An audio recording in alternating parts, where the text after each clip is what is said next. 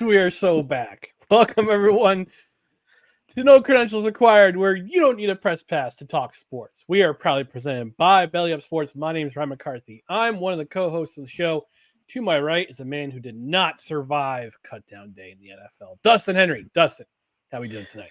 I'm doing all right, and unfortunately, the Cleveland Browns decided to part ways with me, and then making dinner, I cut my finger. So, I got cut in more ways than one. But we are back. Break was rejuvenating, refreshing, but I'm excited to get back in the driver's seat with you tonight. I know that you are as well. How are you, sir? I'm doing pretty good. It's I took last week off from work for my birthday and uh back at work yesterday and kind of get my sea legs under me when it comes to work. But I'm excited to be back here recording because we took a significant amount of time off from recording, and it's actually really rejuvenating. Like you said, Dustin, it's rejuvenating, it's refreshing. It takes some time to just uh charge your batteries, and obviously next week is the NFL season, so we're getting ready for that. But in the meantime, yeah, I'm ready to talk some sports. I wouldn't say necessarily say catch up because it's a slowish time of year unless you're a big baseball fan, and we're casual at this point. I think we're casual at this point, you could say. We are in the Yeah. a couple of years ago in the gaming space. There was a shirt that became popular, and it was Filthy Casuals was the brand, and they had a shirt that said that, and like a lot of one of the gaming channels I follow, they were wearing that to say that they were Filthy Casuals gamers. So that's the first thing that popped into my head when you said that. I was like, we are Filthy Casuals. We are indeed. But there's a rundown what we're talking about tonight. We're gonna talk about our time off, what we did. We're talking about the direction of the show going forward. Nothing's happening. We're not going anywhere. But we're gonna take a little bit of a direction for this season for NFL and a little bit onwards into 2026. We're gonna talk about NFL Cutdown Day, how the NFL is so going to rig the 2025 season.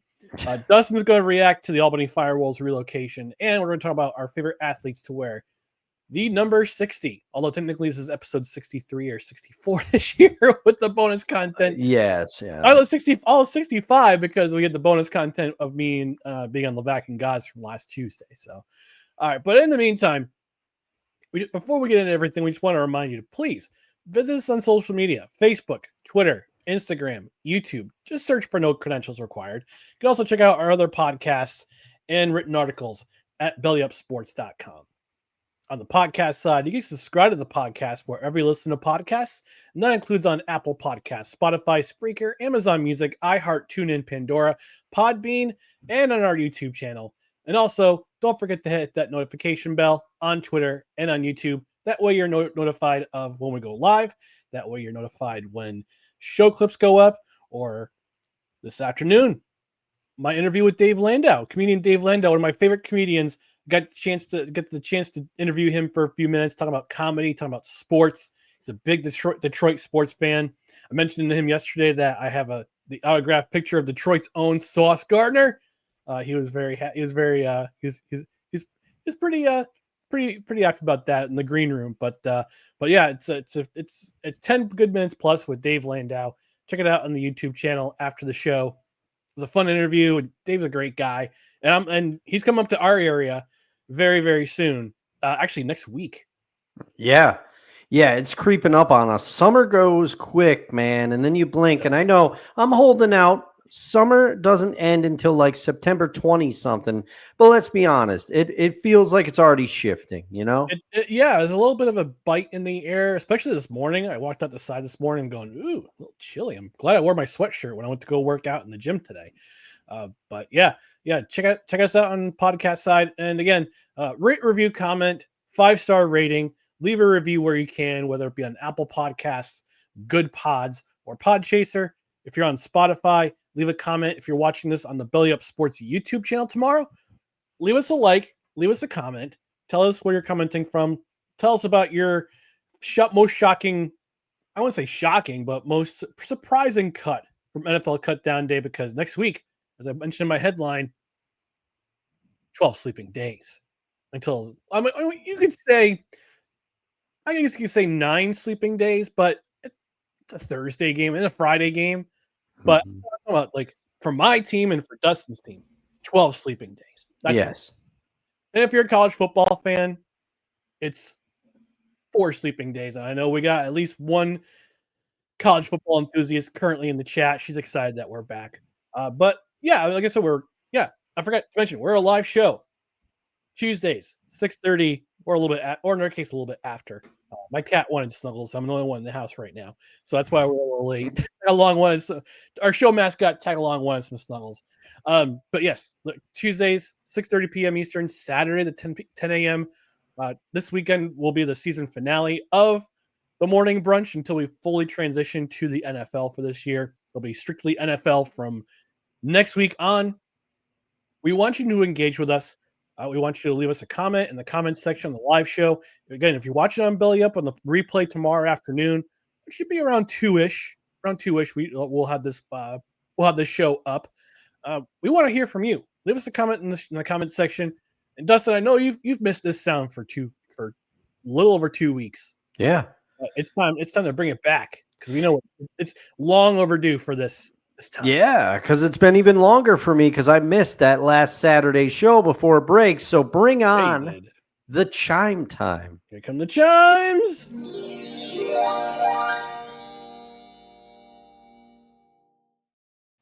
All right, so Dustin, tell us about a couple things you did. I don't want to say notable things, but just one thing you did that was kind of fun during your break. Well, over break, Seahawks sessions kept going. So I did miss an episode of that. But other than that, we kept going as regularly scheduled. And I love that meandering ship. This will forever be my home base. But Seahawks sessions, it's got a different feel. I enjoy it. And always like chopping it up with Dan and Kevin over there. So I did that. And then I went to the Concerts in the Park, which is a series that they do a summer concert series in my neighborhood. And I usually miss a lot of those because they happen during the show. So I made it a point, hung out with some mutual friends of ours and went to the concert. And $8 for a hot dog and a Kit Kat bar and something else that I forget. I mean, you can't beat that. It's not bad by the Village here. So it was a good time. I did that, and then I also have done a couple fantasy drafts. One of which you can catch my appearance on the Belly Up Fantasy Show. If you didn't catch that, Kevin invited me to come on and talk shop with he and Vince for a round or so. Kelce was also fellow Belly Up network people, or that league was composed entirely. Your friend from the hockey podcast you did, Brian Germanano was on there. Germanaro, yeah. So Germanaro, sorry, Brian. It's okay. But yeah, so I did that. So I did take a break from podcasting, but I was still here or there. But the highlight for me was probably getting to go to the summer concert series and just kind of, I didn't do much over break. I just kind of hung out, and because I was getting ready, I know you and I are both excited for the NFL season, but it is, Yes. it's going to be a thing, man. It's going to take up a lot of our time and more yours than mine because of all you do for the show. But what did you do during break? Let's see. A couple things I did during break. I know one of them. Yes. Well, the podcasting for me, I wouldn't say it didn't entirely halt. I made an appearance on the Vac and Guys. Guys asked me to be a part of the fill in for Levac on Tuesday, which I gladly did. Went to trivia a couple times. The watering hole down the hill for me at the factory. Shot to the factory. I'll hopefully get to come back again for trivia. It's usually on Tuesdays at 6, so a little tough for me because of the show takes priority. But we're gonna forge forward. Like I said, mentioned got to talk to Dave Landau. Going to relaunch Victory Monday, the Jets podcast. And like I said, mentioned last week, I took all last week off from work to recharge my batteries. Take a day for my birthday, which was last week, which was Wednesday. Got to enjoy some wings at one of the local eateries and enjoy some time with friends and family, and just hang out and drink beer and eat. Well, share 48 wings with the rest of my table. So which was nice. But we also had a production meeting. You We and I. did. And we just want to let you know the direction of the show going forward. Like I said, it's not a bad thing. We just wanted to get go over some things for the upcoming season. Obviously, NFL is going to take priority from here on out. From next week on, it's going to be straight up NFL on both the Tuesday show and the Saturday show. Sometimes we're going to have to go on a Friday because I got something going on or Dustin's got something going on. Sometimes we'll have, for one of our shows, we might have to record either on Wednesday and release it on Saturday, or we'll have a special live show on Saturday night. Dustin is going to have his extra live stream, which is going to be in November 8th, if I remember correctly. Yes. So we might have some guests. We might have some fill-ins for some guest spots here and there.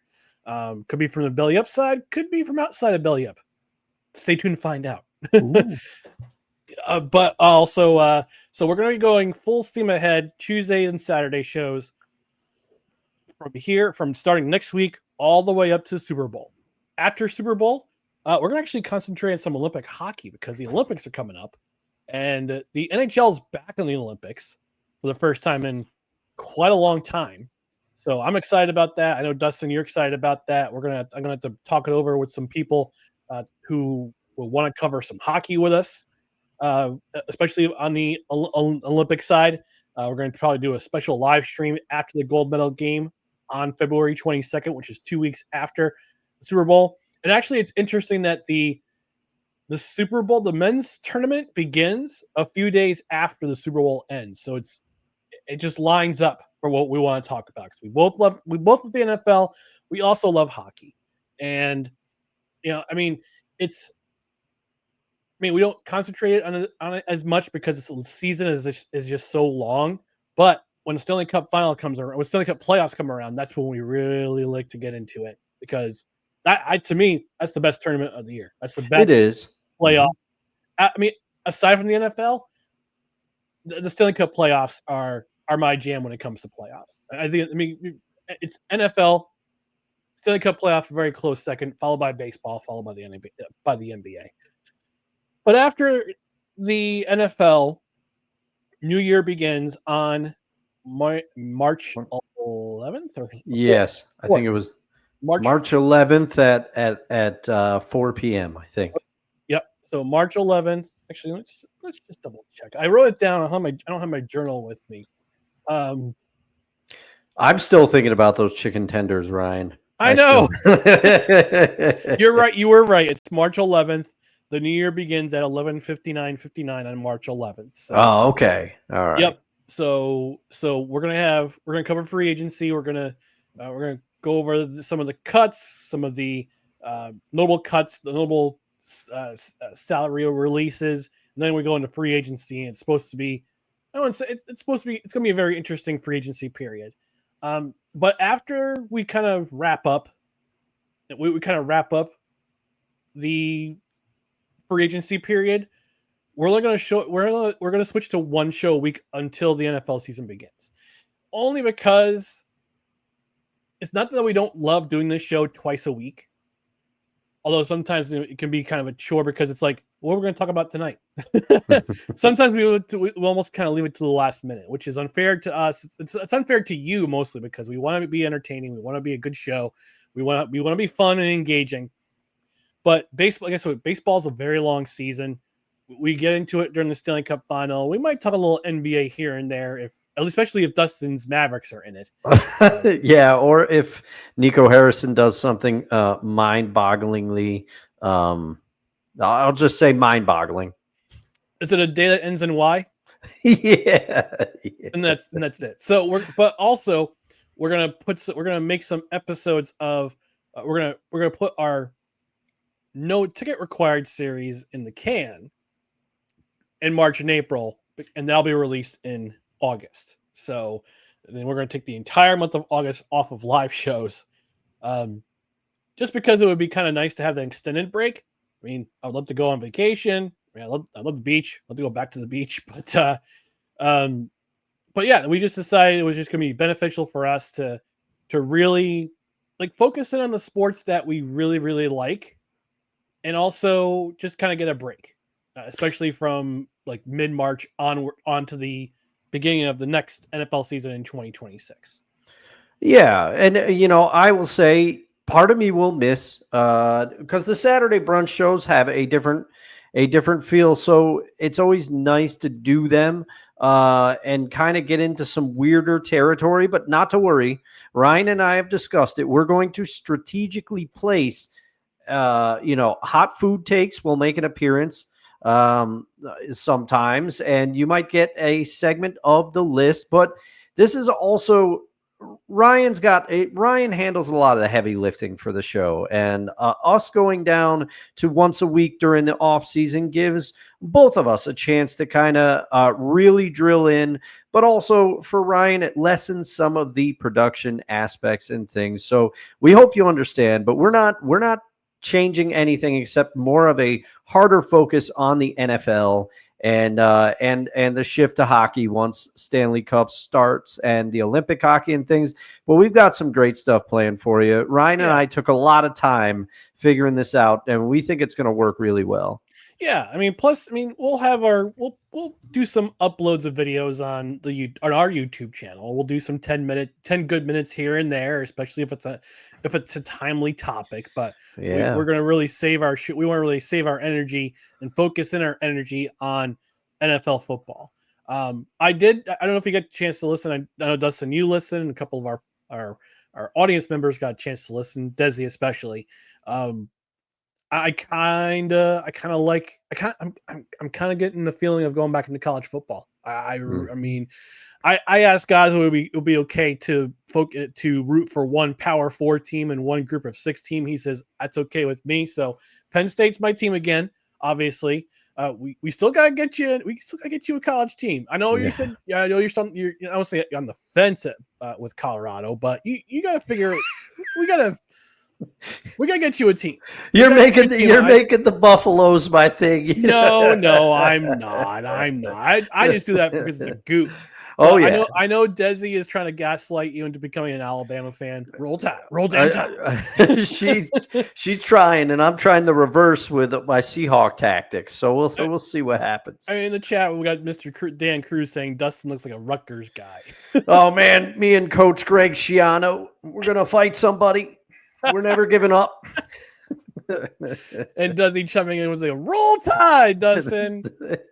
I mean, Jalen Milroe for the Seahawks. Yeah. He had a couple shining moments in his final preseason game in Green Bay. You could see why they drafted him, but the game did not go the way. But that's a topic for another day.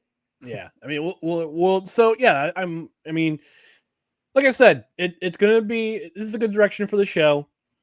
We'll be posting some commentary, some good material, but we just want to be really, really focused on. We really want to be focused on NFL. That's our bread and butter. That's the one league that we're really, really big fans of, and we want to really concentrate and focus in on that particular aspect directly. Doesn't mean it's going to be a full on NFL show. Like I mentioned, we'll talk other sports here and there. We're definitely gonna do Stanley Cup playoffs. We're definitely gonna do the Olympics. We're gonna focus in on that. We might have to bring in one of our friends of the show, from Canada to join us in the hockey discussion, because I really enjoy having a good friend Brent Redlinski, who's on the final show before we took our break, before we adjourned for a short time. But yeah, this is, and I guess, yeah, it's gonna be good for, I think, myself and for Dustin too, because he's doing 2 shows, I'm doing 2 shows, maybe 3. We'll see. But but it's just good because we're gonna be so focused on the NFL that we really want to focus our energies in on that, and also like be mindful of our time and also be mindful of other sports going on, but we want to have less of a focus on that and just really be into the NFL. So that's the direction we're going to do from here until through the NFL season into 2026. But we still hope you can join us, twice a week during the NFL season, and when we switch over our live shows to once a week, we hope you join us there too. Yeah. All right, we're going to go through some comments before we get to our primary topics of the night. Julie from Michigan saying, "Hello, gentlemen. Hello, Julie. Welcome back. Thanks for showing up." She says, my favorite sports show is back. LOL. Love it." Oh, we're happy to hear that. She's also she's saying September 7th Lions kickoff. Yep, it's official kickoff of the NFL. Desi saying Bama versus FSU Saturday. Football. And of course, Dan Cruz saying, "Gentlemen, greetings from the Department of BS. I expect chaos from you all." Of course, it's always chaos. We will be bringing it with Dan, not to the degree that you can as the fearless captain of Seahawk Sessions, but we will be bringing some. Yes, he says hot. He says puck, not an F-bomb, puck. Hockey. He says hockey playoffs remain first to me. Football goes too quick. Playoff baseball is fantastic, though. I agree because it's in October. I mean, we've had our debate before, Dustin, about what's the best sports month. Is it October or is it April? And I say it's April because baseball's starting, Stanley Cup playoffs begin, NFL draft, and you say October because we're full in the NFL, baseball playoffs, hockey and basketball begin. Mm-hmm. Yeah, but it's not a bad argument, and I think Ryan, that might have been the inaugural. That might have been the inaugural debut of the list. I think that was the first topic we started with. I can't remember. You may be right, but I just love that drop.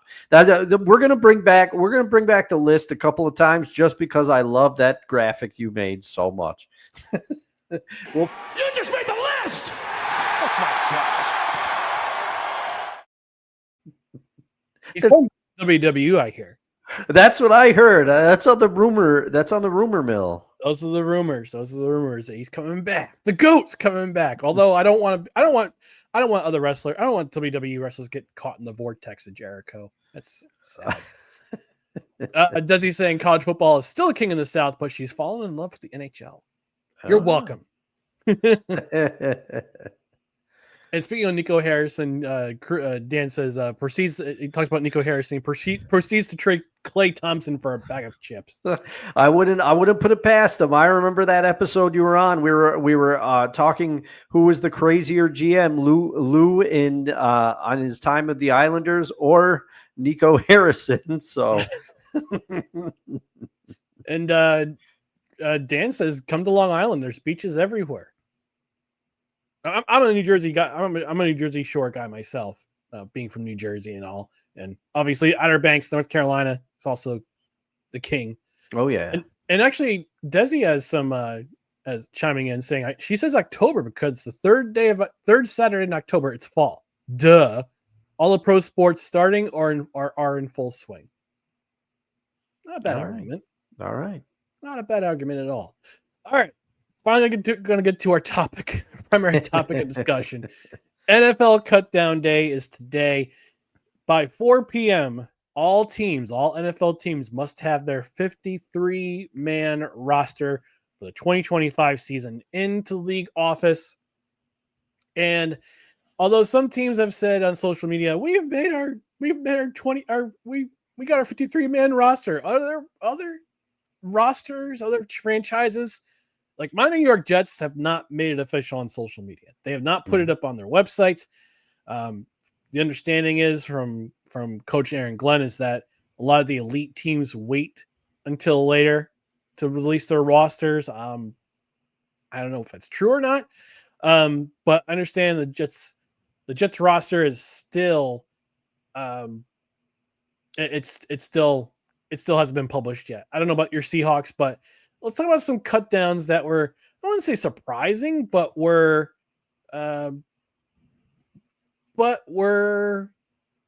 of coming down the road. What about your let's start with your Seahawks, Dustin. What do you think? Okay, so the main one, and I see Kevin just put something into the chat that I'm gonna have to catch up because I didn't see this one yet. I got home from work, made my dinner, and got after it, but I did not see that Martinez had been released. That one does surprise me.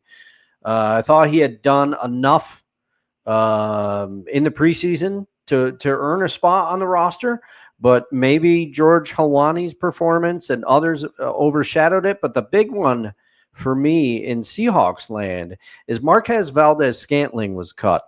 And when he was acquired, it was widely assumed that he would be the deep threat on this team. He would be the third wide receiver, but he would be the deep threat because JSN and Cooper Kupp both kind of have the feel of slot receivers. But Kevin and I, notably on Seahawks Sessions, we were not jazzed about the Valdez-Scantling signing. And he's been cut because he was outdone by all accounts by Torrey Horton, a rookie. It seems like he got beat out for the job. So I guess the early thing is that we were right about this one because I didn't understand why they brought him in the first place. Maybe he was a Clint Kubiak guy. Maybe he was somebody brought in to teach the rookies the scheme because he's familiar with Kubiak's offensive schemes. But MVS is no longer a Seahawk, and he's looking for another NFL team. Yeah, Kevin's saying there's no tears for MVS. He was vocal in his distaste for the move. Yeah, and the Julie's saying the Lions cut Dan Skipper so he can no longer pretend to report. Yes, I am still bitter about that. Oh man. So looking at the Jets, we'll talk about this tomorrow night on Victory Monday, which is going to be coming back tomorrow night, 8:30 p.m. Eastern. Would have had it last night, but my cohort Dan Goldstein, my friend the Hebrew Hammer, he had some personal issues to attend to. Nothing bad, but just wanted to get home and say goodnight to his little girl and eat dinner. So on the Jets side, they released Eric Watts. They released Carter Warren, which some people said he would be on the trading block. I didn't believe it. They waived Jarek Bernard-Converse, Brandon Smith, which is kind of surprising. Figured he would be part of the 53 as with the depth chart for wide receiver. The one that was not shocking at all was the Jets releasing Malachi Corley. And I know you put it in our Discord, Dustin, which is in the link in the description below. Yeah, jump in the conversation. No trolls or chuds, please. Thank you very much. You had put that in our chat, and he was their third round pick last season. Interestingly enough, the third round pick last year. He had 3 receptions all year long. And also he's best known for 2 things. He's best known for changing his number 3 times during the regular season last season. Actually, he's known for 3 things. Yeah. Changing his number 3 times, fumbling the ball right before he crossed the end zone against Houston on Halloween on national television and shook it off as it was nothing. And he was also known for trying to pilfer over $100,000 from Devontae Adams when Devontae was offering $20,000 for him to give him his number 17, when he became a New York Jet after the trade deadline. That's what he's most known for. Apparently, he was also a very big problem in the locker room. He thought more highly than his standing. In regards to his position on the depth chart, he thought he could start.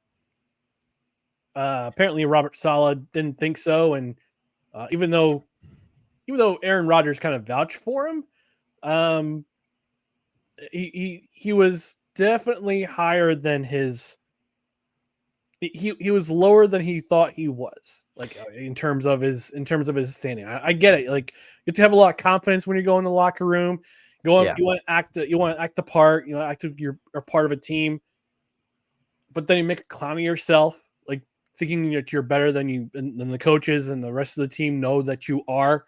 No, it's not going to go well for you. And I guess I wouldn't say he ran afoul of head coach Aaron Glenn, but they didn't really think very highly of him when it came to the depth chart and evaluations. He's also hurt during minicamp, also hurt during OTAs. So you didn't see him a whole lot in the preseason. And I would say it wasn't so much it wasn't a cut of consequence. It was a cut because there was really nowhere to put him. And he also refused to play special teams, from what I understand. So from what some Jets insiders are saying, and you don't do that. Like No. you take every chance you get to get on the field, and that includes special teams, because you want to make an impression on not only the coaching staff, you want to give faith that you want to give back in terms of the faith that the general manager and the coaching staff and the scouts had in you. Like, you want to present that to their team. And if you're refusing to play special teams because you think you belong in the starting lineup, you aren't going to cut it in a team, let alone the National Football League. So Malachi Corley, get ready to speak Canadian, buddy. Yeah, I mean, especially I didn't know about the part where he refused to play special teams. To your point, you can't do that. As you've already said, there's a fine line between having confidence when you go into the locker room and then taking it too far. That's tough, but refusing to play special teams is crazy, because I'm going to tell you a quick little story about a Seahawk who started on special teams. As a matter of fact, he started returning punts. His name, Tyler Lockett. Tyler Lockett quickly, carved out a role as a starter for many, many years. If you're talented enough, your talent will show through on special teams. I believe Doug Baldwin started as a special teamer with the Seahawks. I could be wrong about that, but let's go to another team. The Giants. Victor Cruz. Yes, he had that explosive preseason, but he also starred on special teams, carved it into a role with the Giants. So the fact that Corley, at that young of an age, already refused to play special teams, seeing, especially, we just laid out some of the paths forward in the NFL, it's ridiculous. Yeah, it's awful. It's awful. And like I said, you need to earn a place you want to earn a place on the roster. You're going to play anywhere the coaches tell you, especially if you're a 3rd round draft pick. And I don't care if you were Yak King while you were in college. This is the pros, man. You're going to play where the coaches tell you to play. And if you don't like it, I'm sorry. You're either going to go to another team and have them deal with you, or you're going to be off a roster out of the NFL. You're going to wind up in Canada. You're going to wind up in one of the indoor leagues or on a UFL roster. And I would say a UFL roster is too kind for Malachi Corley. Well, and the other thing, there's an example of a notable cut that surprised me today that is not a Seahawk. It was Hunter Renfrow. Hunter Renfrow trying to make a comeback with the Carolina Panthers. And his goal was to be the target that Adam Thielen was last year for Bryce Young. Adam Thielen, he's been rumored to be on the trading block, but Hunter Renfrow did not make the Carolina Panthers. He's trying to make a comeback. He missed the whole 2024 season with diverticulitis, I believe. But I guarantee you, if the Carolina Panthers or any other team had offered Hunter Renfrow on a role on special teams, he would have taken it, because clearly he wants to be back in the NFL. He's playing. But I thought, when I read that Hunter Renfrow was trying to make a comeback with the Panthers, I said, this will be a good fit, because he was good with the Raiders. He was good. So yes. I thought this would work out. Yeah, he was a very good slot receiver with the Raiders. Also, another notable cut from the New York Giants, Tommy DeVito, Tommy Cutlets. Yeah. Although I wouldn't say it was because of it. A lot of people would agree with me. It wasn't because of performance. It was because of circumstance. Because you brought in the Giants signed Russell Wilson. They also signed Jameis Winston. They traded back into the first round to get Jackson Dart. So he was more of a victim of circumstance than he was a talent-wise. And I think there's going to be a lot of teams might be looking into him just because of the fact that he's playing the NFL. He actually won a game in the NFL a couple seasons ago in 2023. I believe he beat I think he was on the team. He was part of a win that beat part of a game that the Giants beat the Commanders, which brought the Commanders back up, moved them up a spot or two in the draft order, and they picked Jalen Daniels as a result. Yeah. But I think teams are going to look into Tommy DeVito. Some say I know some Jets fans have been saying, let's get him. Let's bring him in to be a third quarterback instead of Brady Cook. But I think the Jets coaching staff were really impressed by how Brady Cook wasn't played in practice. And it was in practice and also played in the preseason. He's a project. He's a project for sure, but they believe in him. They also waived Adrian Martinez as a quarterback, but I think he's going to be back in the practice roster. And a lot of these guys, you see a lot of players get waived. You see a lot of players get released. Although, I'm sorry, they get waived. They usually get waived in the hopes that they'll be back on the roster as a practice player. And sometimes you might see that. Sometimes you'll see them sign with other teams. So we don't know what's going to happen. So, but also we forgot to mention the hold-ins for both Terry McLaurin and Trey Hendrickson both ended yesterday. Both of them getting significant pay raises. Terry McLaurin got a 3-year, $96 million extension. I don't know the details of how much was guaranteed or all of it was guaranteed, but I don't know the details of the contract. And Trey Hendrickson's getting a 1-year. He's getting a significant bump in pay.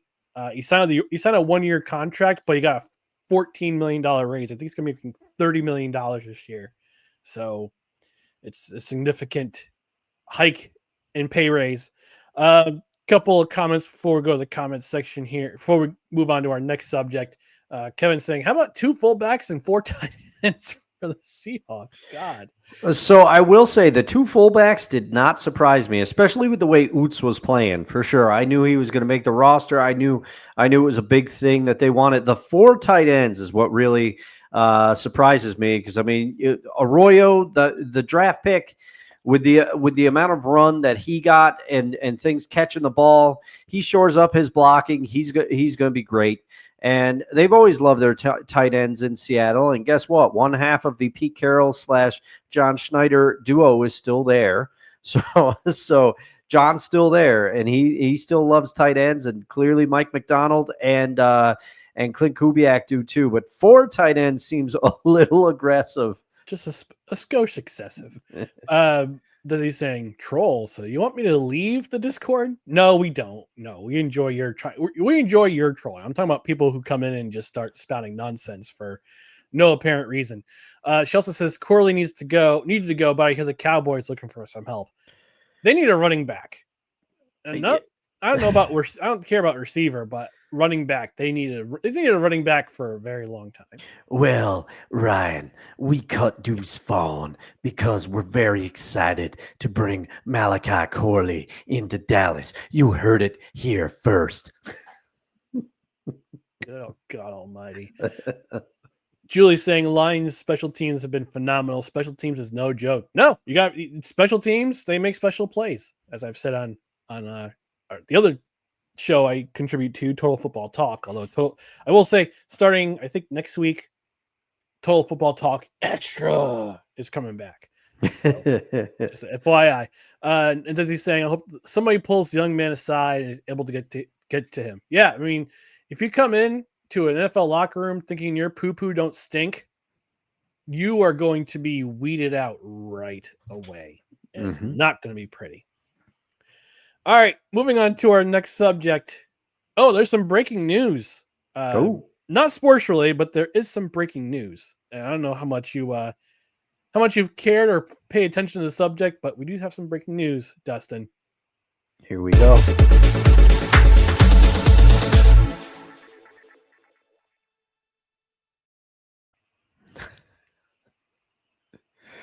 Apparently, Cracker Barrel has said that we're bringing back the old logo. Oh, man. We talked about this on Seahawks Sessions and BS of the week.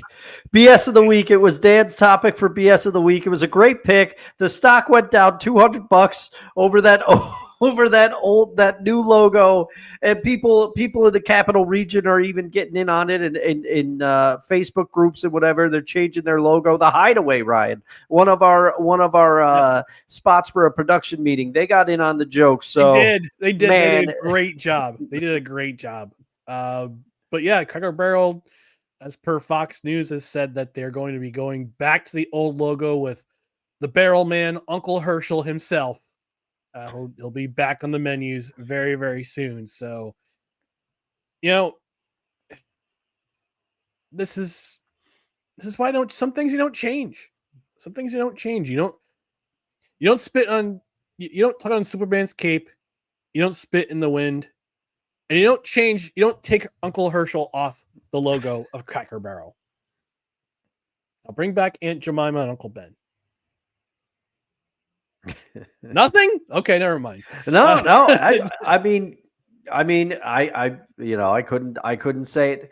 Sometimes change happens for change's sake, and that doesn't always pan out. We saw what happened with Cracker Barrel here, but on the bright side, on most of the locations, they probably won't even have to change the signs because it's so sudden. It was so sudden of, we're going to change our logo. Mm-hmm. I'll try my best to drive by the Half Moon location either tomorrow or Thursday. Desi saying that didn't take long. Kevin saying Seahawks Sessions for the win, and Julie saying, "Wow, they caved really quick." Yeah. Also, nobody calls it Pearl Milling Baking Company. We all call it Aunt Jemima. We still call it Aunt Jemima. We still call Uncle Ben's rice Uncle Ben's rice. I don't know what they call it now, but yeah, I don't know. Not that I eat it, but because I make my own rice. Jasmati. I do too. Jasmati rice for the win. Okay, moving on. The NFL Big Rig is on for this 2025 season because today, social media, we found out Travis Kelce, Taylor Swift, they got engaged. Congratulations to them. Yeah, congratulations. Marriage is good. I will say that marriage is good. That's the good news. The bad news is that the NFL is going to tank so hard for the Kansas City Chiefs in 2025 because they want the fairy tale ending to happen. They want the fairy tale ending of the Kansas City Chiefs lifting that Super Bowl trophy in Santa Clara on February 8th. And then Travis Kelce rides off into the sunset in his retirement because we talked about last year. There was rumors last year that he was going to retire if the Kansas City Chiefs won the Super Bowl last year. They did not. They were absolutely spanked by the Philadelphia Eagles in that Super Bowl. And that in that celebration, he's going to pop the question. Like, okay, theories and all that stuff. But this announcement didn't happen on a Friday. Usually this stuff happens on a Friday when it's a news dump where people are getting ready to go home from work. They're not really paying attention to the news, not really paying attention to what's going on around them. They just want to get ready to go home and enjoy their weekends. So politicians do this, other news outlets do this. They just dump a bunch of news so nobody pays attention. It happens to be on a Tuesday on our boy Jeff Levac's birthday. Happy birthday, Levac, by the way, if you're listening or watching. I wish him a happy birthday earlier today. But my conspiracy hat's going on. And we talk about the NFL. There's conspiracy theories that the NFL is rigged, that the referees have it in for certain teams. But I tend to believe that the big rig's going to happen this year. We're going to get the fairy tale ending. Travis Kelce rides off into the sunset in retirement. The next week, they get married and live happily ever after until we get Taylor Swift's divorce album. That's what's going to happen. But Dustin, you got any thoughts on this? Am I crazy? Like, is my tinfoil hat is my Charlie Day Pepe Silva conspiracy? It's all a big conspiracy. Now, okay, so I'm gonna I agree with you. I don't think you're crazy. But I do think the NFL, they already get the accusations of that because of what happened with the Patriots for all those years and all those, people are already heightened to this. I think they'd be crazy to do that because this is what everybody expects. And if this happens, then it's just going to confirm what many, many, many people have argued is true. I don't know if I go as far. There's some guy out there that says the Super Bowl logo dictates who's going to win, the logo in the city. He's got like some whole theory, and he went back like 10 years. Like I'm not for that, but I think if they did do that, this is not the year to do it because this news means that everybody would have their feelers out, and if this does happen, it would all but confirm in so many people's minds that this would happen. In all seriousness, I'm happy for them. We've talked about our thoughts about Travis Kelce. He's a great football player. Sometimes his personality wears on Ryan and I a little bit. We both Jason seems really cool. Travis has done some cool things. He's a great tight end. I think if Travis is smart, I think he retires this year regardless of what happens. I think that he should just ride off into the sunset because oh man, I'm seeing what's on the screen. I'll read the headline. I'm sorry, Dustin was rolling by. I had to put this up. Babylon B with the headline: Travis Kelce says he'll write his own wedding vows as soon as he learns how to spell psyched. Oh man. But I mean, if I'm Travis, getting engaged to Taylor Swift is already enough reason to retire. I mean, yeah. Regardless of what you think of Travis as a person, he may not be everybody's cup of tea, but he has accomplished everything that you could accomplish on a football field. He's got a very successful podcast with his brother. He's done a reality show. Somebody will undoubtedly try to get him as an analyst the moment he hangs it up. What else do you have to prove, Travis? Absolutely nothing. And he's marrying a woman who is 6 times his net worth. Yeah. It's crazy. Yeah. Let's see what the people in the audience are saying. Let's some of the cred heads are saying. Oh, just Dan saying, I give it 2 years until the breakup album of the century comes out. Listen, she already let people know about her diaries of a showgirl, even though she was never a showgirl. On their podcast, New Heights podcast, and it's interesting that her last album with the what's it called, the Struggling Poets Society, is like, you're not struggling, you're worth $500 million. That's not struggling. Struggling to put together 2 words together, I guess. But anyway, man, Desi saying NFL is going to rig to let KC win so Kelce can retire on top. Julie from Michigan saying, I love this news. I love them together. She's a Swiftie. Dan saying, Ryan, you and I both know who hate the Patriots, that the league is who you and I both know who hate the Patriots, that the league is rigged. And he says that album is going to feed families. The divorce album, I suspect he's talking about. Julie saying, no, they're going to be happily married and bring back the era of strong, happy marriages. Look, Julie, look at me. Look at me. Look at the camera. Look at the camera. Look at me. Eyes up here. If you if you're focusing on a celebrity couple to be an example of a strong, happy marriage, Lord help you. I hope they don't go the route of Gwyneth and Chris Martin from years ago and consciously uncouple. That's the cringiest thing. I know. We're going to. And you can tell that was Gwyneth who wrote that. No, for sure. It wasn't Chris Martin. It was her. We're uncoupling like that. This dystopian bollocks. Dan saying tinfold hat wears for the win. Travis looks like he has the most punchable face. Nah. And it says, well done with my divorce album thing. No, the Babylon B article. Yes.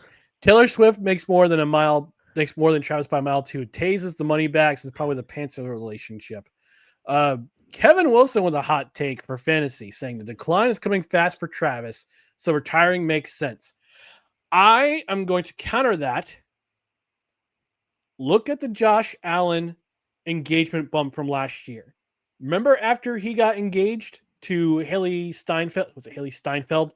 Yeah, Steinfeld. During the bye week, the Bills bye week last year, and then he threw like 22 touchdowns and like 1 interception the rest of the season. He had it going. Engagement pump coming for Travis Kelce. He's going to break the tight end yardage records. All right, I'm going to do what Gaz did during the Olympic medal bet that we had, and I'm going to get in the middle of you and Kevin, and I'm going to say I agree with Kevin about the decline, but I think what's going to save Travis Kelce this year, especially for fantasy purposes, he's still going to get the touchdowns. Mahomes is still going to be looking for him any time the Chiefs get near the goal line. Dan saying we've learned this. Don't trust celebrity marriages. Example: Brad Pitt and Angelina Jolie. Up before that, Brad Pitt and Jennifer Aniston. Yeah. And then Julie saying something that's very, I mean, we're not a culture program, but we're close to we got our ear to the ground. She says, I mean, change the culture because it's very anti-marriage, anti-family. I, of course, have many examples of strong marriages in my personal life. Oh, as do I. I have great personal friends who have been married for a very long time. My brother, my sister-in-law, they started dating 30 years ago. They've been married 28. So it's an example of a strong marriage. I got 2 great kids, my niece and my nephew. My other brother, he and his wife have been married for 23 years. My parents have been married for over 50. So yeah, I know some great marriages too, personal marriages, but like that's outside the celebrity. Well, the celebrity realm. I mean, Julie, that's what I mean. I get it. You're excited because you want, you want somebody to be an example of a strong marriage, and that kind of thing. But sometimes celebrity marriages don't work. I'm not saying that this won't work, but we're a football program. We're having fun. Mm-hmm. I hope they do have a very long and strong marriage together and that they last for a very, very long time. But, I mean, I hope they set a good example. But like I said, we're just having fun. But I still think the NFL is going to rig the season. Before we go to commercial break, Kevin's saying 21 years here. Desi saying no fad has ever changed society for the good. I want people to get married because they love each other, not because of a pop singer married a football player. I agree. And again, we have a gentleman in our chat who's engaged, getting married next year. By the way, I expect an invitation, Dan. So does Dustin. As they say in The Princess Bride, marriage. All right, so we're going to take a quick commercial break. We're going to actually announce another new affiliate. We have a new affiliate in regards to our sponsors. That's Righteous Felon Craft Jerky. No, and yes, I know we usually play the commercial with our handsome friend Brent Redlinsky, his handsome voice in the background voicing it, but we are now, most credentials required. As of last Wednesday, my birthday, we are now a proud affiliate. We have Righteous Felon Craft Jerky, as a proud affiliate sponsor of No Credentials Required. This episode is fueled by Righteous Felon Craft Jerky, the outlaw of the snack world. Forget the gas station stuff.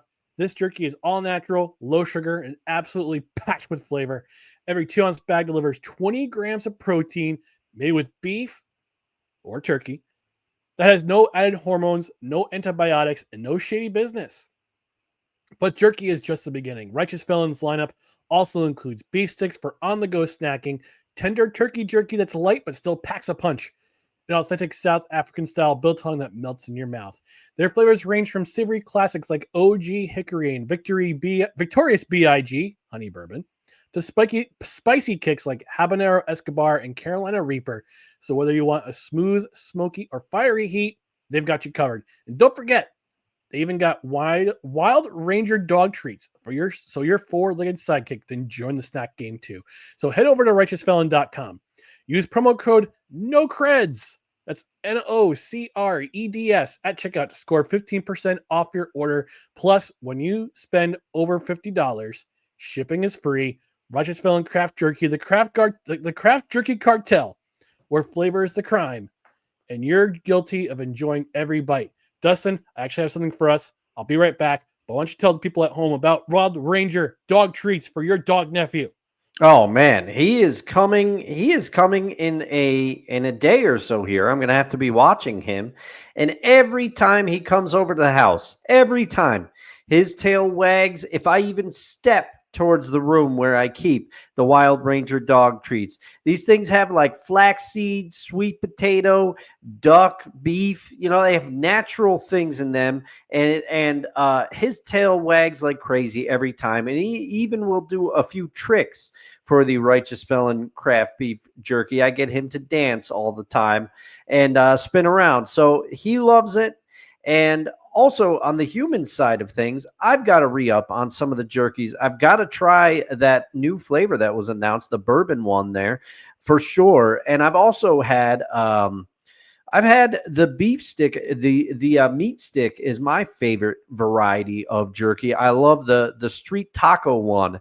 That one is delicious. All of them are delicious. Ooh, look at this. They were really kind enough to send us a welcome gift pack. So we've got the street taco meat stick, which is an al pastor and pineapple pork.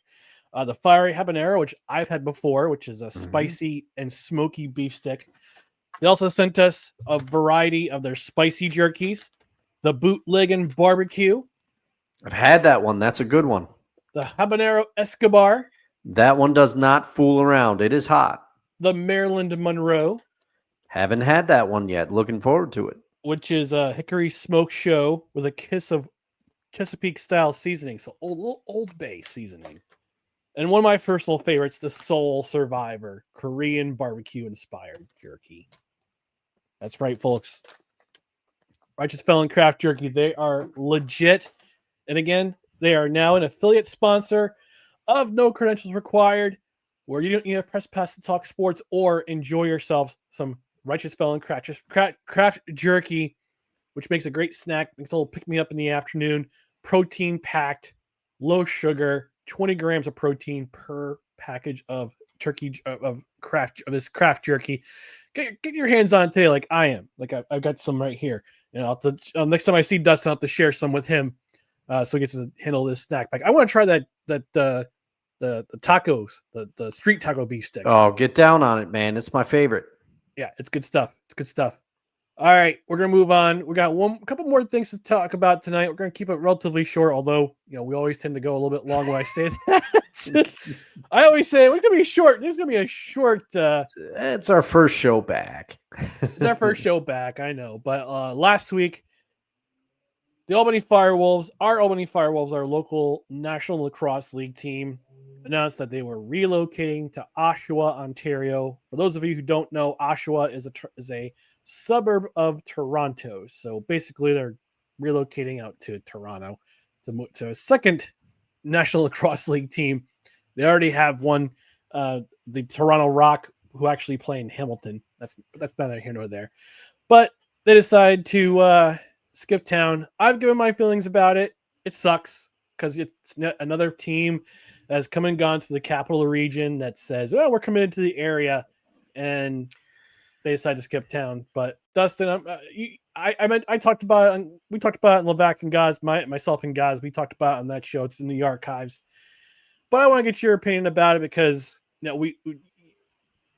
want to get your opinion about what's about this about the Albany Firewolves moving. Well, I mean, I'm sure as you can gather, I did hear what you and Gaz had to say in your fill-in on Levesque and Gaz, and I agree with you, Ryan. I wish I could say I was shocked by this news, but it's happened too many times for us. As you mentioned, we have the Albany Attack, who we lost, and I went to a lot of Attack games. At that time, my friends and I from high school, we really got into it. We really enjoyed going down to see the Attack, and I got to take myself to task a little bit here because I did not go to a Firewolves game while they were here, and now I regret it because they didn't draw enough fans. They can move to Canada. I was talking to local cred head Scott, our buddy Scott, during the break when this happened, and he was saying, "Oh, they love lacrosse in Canada. They'll go up there. They'll draw double the fans that they draw here." And when you look, I think it was Gaz. He said they averaged. It was you or Gaz that said they averaged about 5,000 fans or so per game. Yeah, they had about, I'd say probably a hardcore following of about 3,500, 4,000, and the rest were just casuals or people want to bring their kids to a game on a night out. So yeah.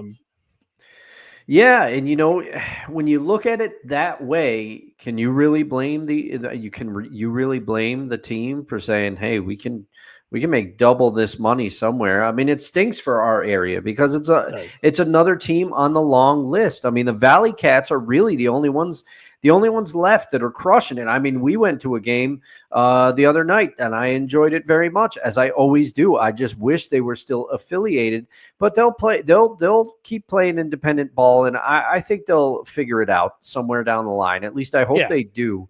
But other than that, I mean, the Patroons, Gaz mentioned the Patroons. The Patroons they're still here, but they're not on the level that they once were back in the 80s and 90s. So I should go to a Patroons game. I understand it's different now, but I like to check it out. And good thing the Firebirds are still here, and I hope it stays that way. And I know that current ownership is doing their best to keep it here, but I wish I could say this wasn't a pattern, but you can add the Firewolves to another long list of teams now, and it's just unfortunate.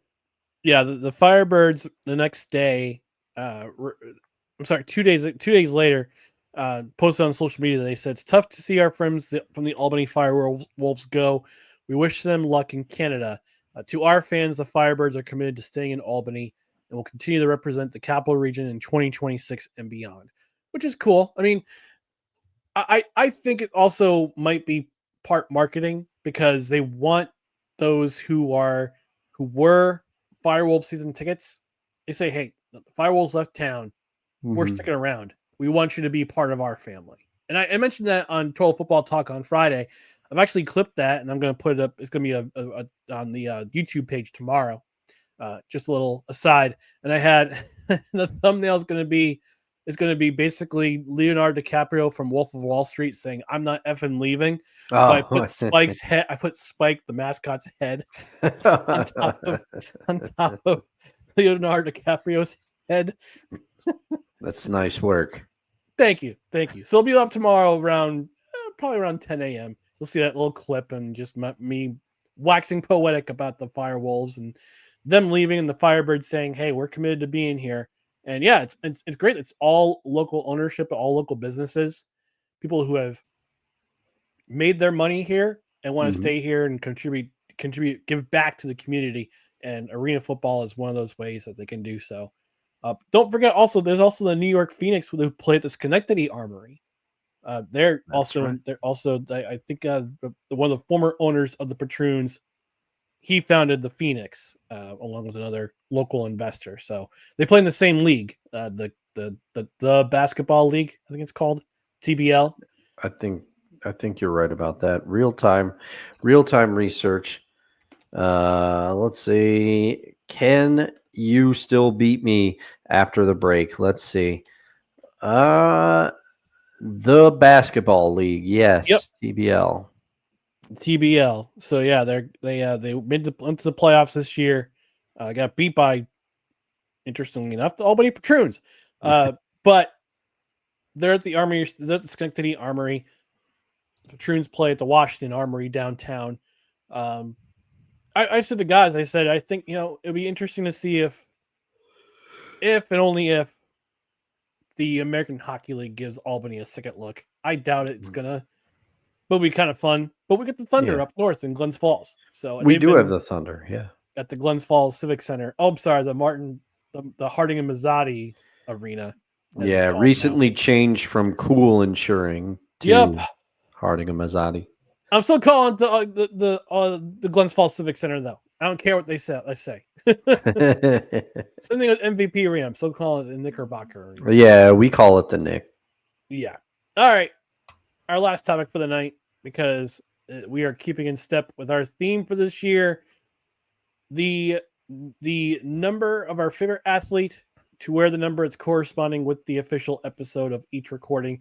Technically, this is episode 65, but the 3 episodes, the Last Dance reviews, the Mr. McMahon review, my appearance on the Back and Guys, they're not part of the canon, so it's unofficially 65, the 65th episode, but this is the 60th recording of the live episode of No Credentials Required. So we're going to talk about our favorite athletes to wear the number 60 that we've watched in our lifetime. And Dustin, I'm going to have you start off with your favorite athlete to wear number 60. All right. Some of these numbers, these higher numbers, it's getting tough, but I did find a 60 for today, and you need the Homer Alert button for me. Homer Alert! There it is. You know, for the first couple of shows, I wondered if that was a recording of you doing that. And then I very quickly figured out it's live. So hats off to you for that.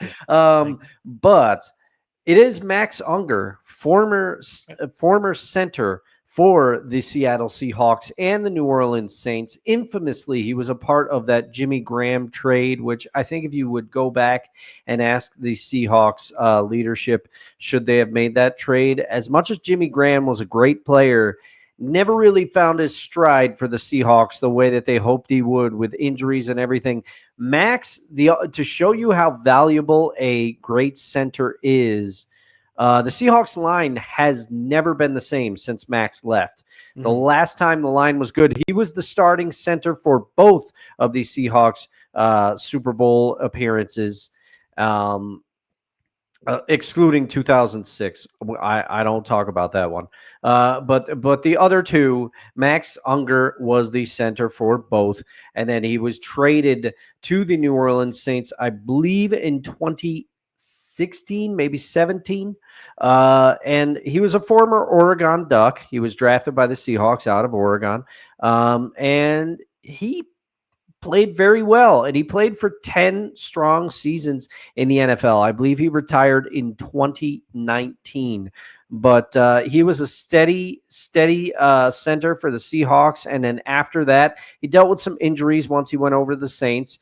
But he played very well for them, too. And like I said, I think if you were to go back in time and ask the Seahawks if they would make that trade, I don't think they do. I don't think they do, because Max Unger, a very important centerpiece on the offensive line for the Seahawks. Steady center play for many years in the NFL, for a decade in the NFL. All right. So my favorite number 60, guess what? We're gonna bring it back again. Homer Alert! Yes, Homer Alert for myself as well. Yes, I played it for myself. Number 60 on the New York Jets, DeBrickashaw Ferguson. Oh, man. One of the greatest first names in the history of anything. Yes. And I'm sorry, his full name is DeBrickashaw Montgomery Ferguson. Nice. There you go. Was drafted by the New York Jets 4th overall in the 2006 NFL draft after a horrible season of 2005 that I thought they were going to be contenders for a Super Bowl, but all fell apart. And Herm Edwards swiftly ran away, cowardly, to Kansas City to become the Chiefs head coach. But they used their first round pick selection on DeBrickashaw Ferguson from the University of Virginia. Played all 10 seasons with the New York Jets, was part of that offensive line that graded the roads for their running game and that ground and pound offense that Rex Ryan famously implemented in his first 2 seasons in the league in 2009 and 2010. Was actually Ferguson was a Pro Bowler in those 3 seasons, 2009, 2010, 2011, but was part of that great line along with Alan Faneca, Damian Woody, Nick Mangold, To name a few on that offensive line they just grounded and pounded opponents with the great running game that they had back in 2009 and 2010 that got them to the AFC Championship in consecutive years. Played until 2015 and was named into the Ring of Honor, the New York Jets Ring of Honor in 2022, along with Nick Mangold, future favorite athlete down the road for number 74. Just keep that in mind. For episode 74, Nick Mangold is likely going to be, and I'm sorry, not likely, he will be my favorite athlete to wear the number 60. And yes, Dan, how DeBrickashaw Ferguson is not a Hall of Famer, it's beyond me too.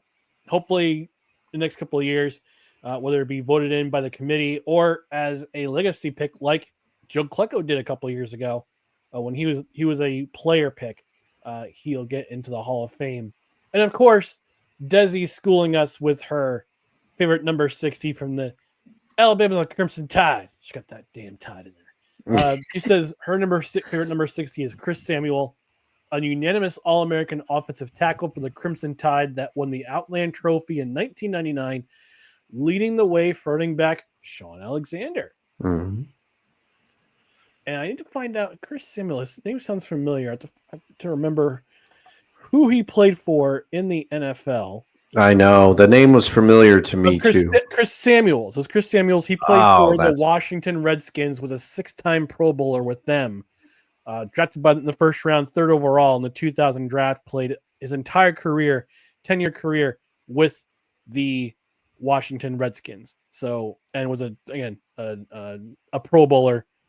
Into the Pro Bowl 6 times. So, yeah, he was an elite tackle for both the Alabama Crimson Tide and the Washington Redskins. So there you have it. That's our inaugural episode back. We'll be back on Saturday, our final edition of our season finale of the Saturday brunch, as it were.